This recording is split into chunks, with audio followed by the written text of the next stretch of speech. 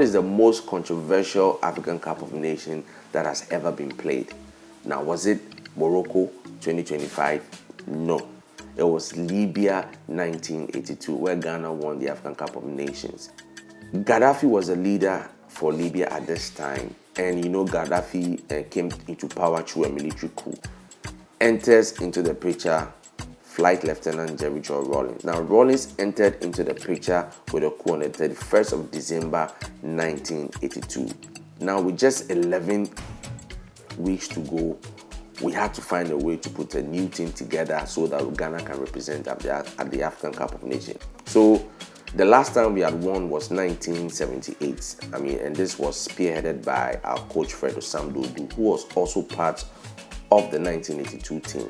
And then we had legends like Opokunti, Jordan Lassan, and Salah Asani also part of the team. Now, this was the makeup for the Ghana team, including some young players and a very young player, Abedi Pele.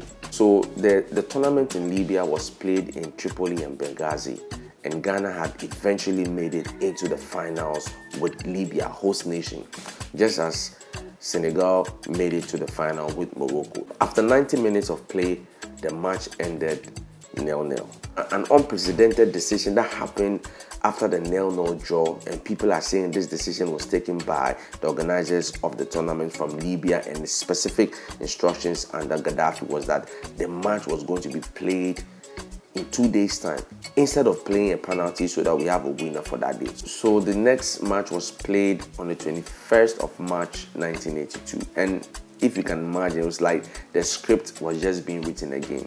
That match also ended in a 1-1 draw, and again George Alassane scored the goal for Ghana. So at this point, the match had to go into penalty for us to have a winner. According to historians, Gaddafi made a call to Rawlings to try and persuade Black Stars to allow Libya to win the tournament because he had invested a lot of money into the tournament. So from historical documents, we were told that Rawlings made a phone call into the dressing room of the Black Stars. Now, there are two sides of the story. Now, one side is saying Rawlings gave them a very strong warning to try and win the African Cup by all means necessary. Then the other side of the story, which says that Rawlings asked the players to sort of forfeit the game and allow the Libyans to win the tournament. But the players now decided that they were not going to allow for that to happen. So they put themselves together and they managed to beat Libya in a penalty shootout. So that was how everything happened in 1982 when Ghana won the African Cup of Nations. And I think ever since, we've not been able to win the African Cup of Nations.